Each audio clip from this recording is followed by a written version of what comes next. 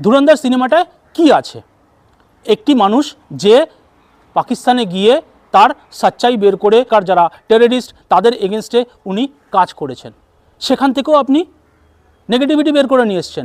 মানুষ cinema hall থেকে বেরোচ্ছে, 900 কোটি টাকা এক সপ্তাহের মধ্যে সিনেমাটা রোজগার করেছে, মানুষ সিনেমা হল থেকে বেরিয়ে খুশি হচ্ছে, জয় হিন্দ বলছে, আর আপনি সেই সিনেমাটার মধ্যেও তার টেনে খুঁচিয়ে আপনি বের করছেন।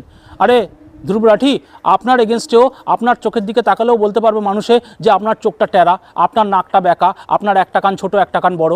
চাইলেই আমরা বের করতে পারি নেগেটিভিটি। আজকে আমি পশ্চিমবঙ্গে বসে আছি, পশ্চিমবঙ্গে 15 বছর ধরে আমাদের মুখ্যমন্ত্রী শাসন করছেন, তার এগেনস্টে কি নেগেটিভিটি মানুষে বের করছে না? কিন্তু তা সত্ত্বেও তো উনি 15 বছর শাসন করছেন, তার মানে কিছু তো ঠিক করছেন। সুতরাং আমাদের ইন্ডিয়ার সব কিছুর মধ্যে থেকে খারাপ জিনিসটা বের করে তুলে ধরে আপনি ইন্ডিয়ান ভিউয়ারশিপটাকে গেইন করার চেষ্টা করছেন এবং কোটি কোটি টাকা রোজগার করছেন। আপনি বলছেন গদি মিডিয়া, গদি মিডিয়া সবাই নয়, সবাই বলছি না যে মোদিজির এগেনস্টে কথা বলবে বা মোদিজির ফরে কথা বলবে, কিন্তু সত্যিটা তো বলবে মানুষে। আপনার এগেনস্টে সত্যি হয়তো কেউ বলতে চাইছে না, কিন্তু আমি একজন ভারতীয় হিসেবে আমি আপনার এগেনস্টে সত্যি কথা বলবো।